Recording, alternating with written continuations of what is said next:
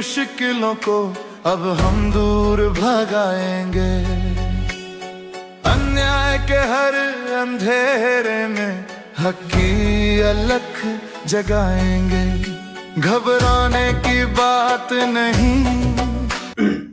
तो नमस्ते दोस्तों, आपका स्वागत है आपके अपने चैनल समस्या के समाधान में।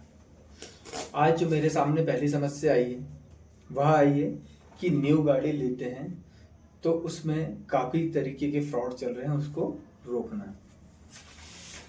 मैं भी पहले एक जागरूक उपभोक्ता नहीं था। मैं लगभग 1 से 1.5 साल हो चुके हैं जो काफ़ी परेशानियों से जूझा हूँ और आज बहुत खुश हूँ कि मैं इतनी जानकारी लेकर यहाँ बैठा हूँ कि अब मेरे साथ जो जुड़ेगा उसके साथ कभी फ्रॉड गाड़ी से संबंधित नहीं होगा।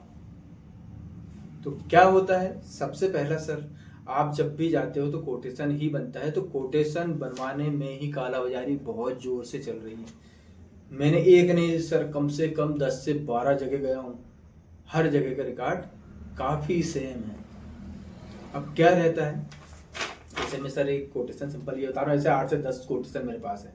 मैं उनकी कंपनियों का नाम इसमें दे नहीं सकता हूँ, इसलिए मैंने पर्सनली अपना कोटेशन सेम जो उन्होंने लिख के दिया इसमें भी मैंने वही चीज़ छापा हूँ। ठीक है सर।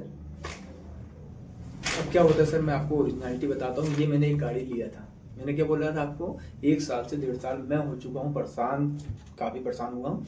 लेकिन अब बहुत खुश हूँ मैं कि मैंने इतनी जानकारी निकाल चुका हूँ, इतने ओरिजिनल कागजात मेरे पास आ चुके हैं। ऐसी ये मेरे पास फाइल है सर, 350 पन्ने की मेरे पास फाइल है। सब चीज़ आपको डिटेल धीरे धीरे बताऊंगा मेरे साथ क्या हुआ, लेकिन आपके साथ नहीं होना चाहिए, इसलिए मैं थोड़ा तेजी से वीडियो बना रहा हूँ।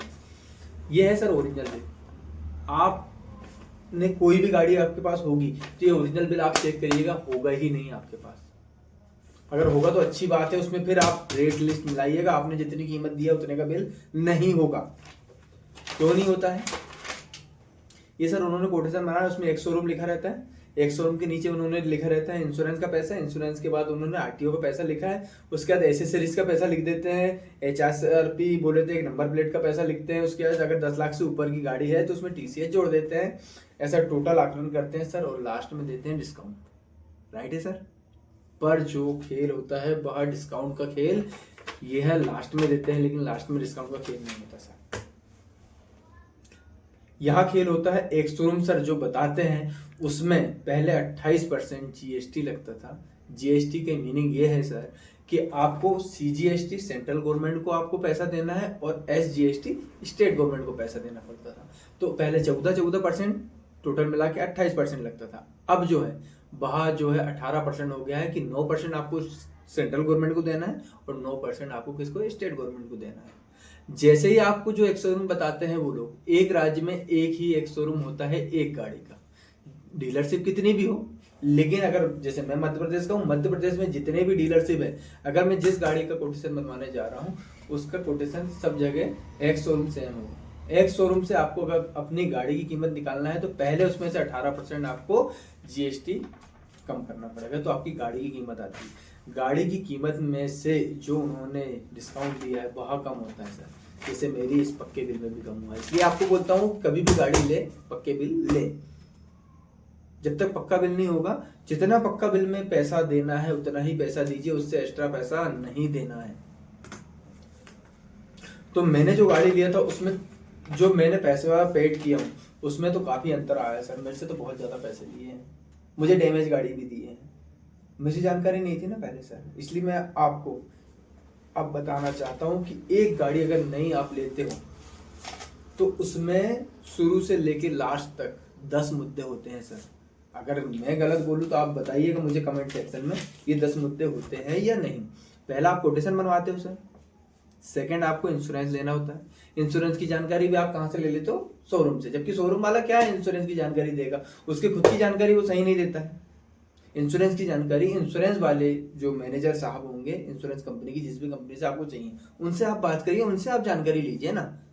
उसके बाद थर्ड है, वो जानकारी भी आप उनसे ही ले लेते हो जो वहाँ बैठे रहते हैं उनके डीलरशिप में। आप जाइए जिस कंपनी से आपको अच्छा पड़े, आपकी बैंक जाइए, सब जगह पूछताछ कीजिए, वहाँ के मैनेजर से पूछताछ कीजिए कि मुझे फाइनेंस सुविधा में क्या परसेंटेज चल रहा है, क्या क्या चाहिए, सब लिखित में पूछिए, उसके बाद फाइनेंस करवाइए। जल्दबाजी गाड़ी में ना कीजिएगा सर। उसके बाद सर बुकिंग करते हो आप, बुकिंग भी ऐसा है कि सर पैसे दे दिए और ये चले गए, हम बुक कर दिए। सर बुकिंग के समय कलर कौन सा चाहिए, गाड़ी आपको कौन सी मिलेगी, किस डेट की मैन्युफैक्चरिंग मिलेगी, हर चीज उस बुकिंग डेट में आपको लेना चाहिए और आपको देने का अधिकार उनके पास है और आपको देगा भी, लेकिन मांगते नहीं है लोग आप। उसके बाद सर पांचवा सबसे मेन रहता है पीडीआई। पीडीआई सर उन्होंने कर दिए, आपसे सील साइन ले लेते हैं, करे कि नहीं आपको थोड़ी पता है। कभी भी पीडीआई रिपोर्ट उनसे चेकलिस्ट मांगिए, जब उसके बाद ही गाड़ी बाहर निकालिएगा। चेकलिस्ट आप लाइए, उसकी एक फोटोकॉपी कीजिएगा, वहाँ पे एक मैनेजर होता है पीडीआई मैनेजर, उसे लाइए, उसमें जो जो उन्होंने पहले से लिखा है उस चीज़ को आप देखिए उनके सामने कि सर इसमें आपने बैटरी लिखे हो, बैटरी किस सन की है, हमें डेट सब दिखाइए, वो सब चीज़ दिखाएगा। नीचे जो रहता है चेचिस नंबर बाकायदा सही है कि नहीं, आपको चेक वो करके देगा, आपको नहीं करना है, आपको इतना से भी कपड़े गंदे नहीं करना, वो चेक करवाएगा सही है कि नहीं, आप मिलान कीजिए। टायर की डेट देखिए सर, जब गाड़ी ले रहे हैं उसकी 1 या 2 महीने पुरानी ही टायर होना चाहिए। बैटरी भी 1 या 2 महीने पुरानी होना चाहिए, कहीं डेंट पेंट तो नहीं है, हर चीज वो जानकारी देगा। अगर ओके ओके लिखा है तो उसमें सब चीज की डिटेल आपको चेक करना है। और चेक करने की सबसे सुविधा आपके पास क्या है कि उसका मैनेजर आपके साथ है, आपको इतना झंझट पालना ही नहीं, उन्हें चेक लिस्ट में सब चेक किया है, उस चेक लिस्ट को आपको सेन देखना है, चेक करना है। उसके बाद सर आपकी होती है फाइनल पेमेंट। पीडीआई की बात करना चाहिए, अपन तो आंख मूंदते हैं, कभी पेमेंट दिए और गाड़ी ले गए, उसके बाद भी आपका खेल खत्म नहीं होता सर। फाइनल पेमेंट के बाद क्या होता है, आपने पूजा पाठ किए, माला चढ़ा, आपको 1 पाव मिठाई दी और आप निकल लिए। उसके बाद सर सभी कागजों के ओरिजिनल बिल पहले चाहिए, उसके बाद गाड़ी बाहर होती है। उसके बाद भी कालाबाजारी नहीं रुकती सर। उसके बाद क्या समझ रहे हो आप, उसके बाद आपकी सर्विसिंग की बारी आती है। सर्विसिंग में आप क्या करते हो, आइए सर ये फर्स्ट सर्विसिंग फ्री है, आपने ले गए गाड़ी, छोड़ दिए, 3 घंटे बाद आना, कल आना, जो भी जैसा भी जहाँ का हो दे देते हो, जबकि ऐसा होना नहीं चाहिए। लिखित में एक कागज ले आइए, अपनी गाड़ी का नाम लिखिए, अपना नाम लिखिए, सिंपल कागज में, कोई बहुत विशेष कागज नहीं, अपना नाम लिखिए, अपना फोन नंबर लिखिए, अपना एड्रेस लिखिए, बकायदा उसमें बताइएगा लिखकर कि सर इसकी सर्विसिंग आपको फुल करना है, पूरी हर एक चीज की आपको चेकअप करना है, उसमें जो भी चार्जेस होगा उसमें बकायदा हमें पक्के बिल में उसकी रिसीप्ट दीजिएगा। और जो भी इसमें सामान डल रहा है उसमें सर हर एक सामान का कोड आता है कंपनी से, वह कोड के साथ मेंशन करिएगा, और जो उसमें से सामान निकल रहा है, चाहे आयल हो, एक नट बोल्ट भी हो, वो हमें वापस दीजिएगा। अगर आप वापस नहीं लोगे सर तो आपकी गाड़ी का सामान दूसरी गाड़ी में डाल देगा और उसको नया सामान कहीं और बेच देगा। यही होता है, हो रहा है, इसको आपको रोकना है। उसके बाद सर यहाँ काम पूरा नहीं होता, आपकी किस्त क्या बोले, फाइनेंसर से फाइनेंस है गाड़ी, तो उसकी किस्त आपने पूरी पटा दी है। पटाने के बाद सर गाड़ी जो है फाइनेंसर के नाम पे ही रहती है, वहां से आपको एनओसी लेकर कहाँ जाना है, क्यों जाना है, फिर आपके नाम पे गाड़ी कैसे चढ़ेगी, उसमें कितना खर्चा आ गया, ये सब की जानकारी भी मेरे पास है। लेकिन मैं एक ही उसमें वीडियो में इतनी सारी जानकारी दे नहीं पाऊंगा, तो आपको धीरे धीरे करके जानकारी दूंगा एक।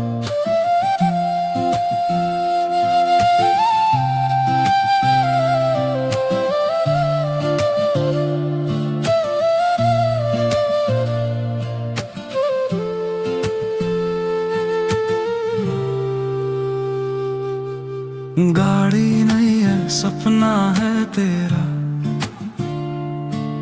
सुरक्षा का कवच भी होगा सुनहरा, पर बीमा के नाम पे जो तुझे डराते, शोरूम वाले अक्सर सच हैं छुपाते। प्रीमियम के चक्कर में आई दीवी ना घटाना, गाड़ी की असली कीमत तू जान लेना। जग रे ग्राहक ये हक है तेरा, इंश्योरेंस का सच अब कर दे सवेरा।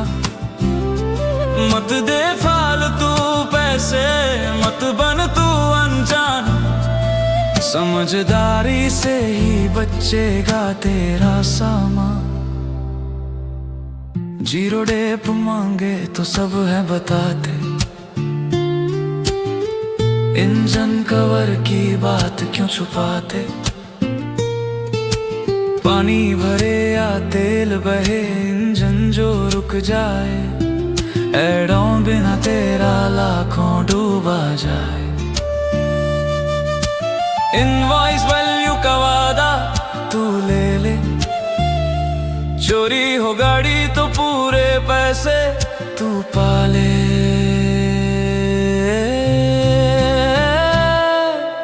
बाहर से ले बीमा ये अधिकार है तेरा, डीलर की धमकी का अब अंत है मेरा। कैशलेस गैरेज की लिस्ट तू मांग ले, हर एक नियम की तू गांठ बांध ले। अपनी मेहनत की कमाई ऐसे ना लुटाना, सच्ची रसीद ले हर बात की तस्दीक कर। नीले शिव से का संदेश अब हर दिल में भर, हर दिल में भर।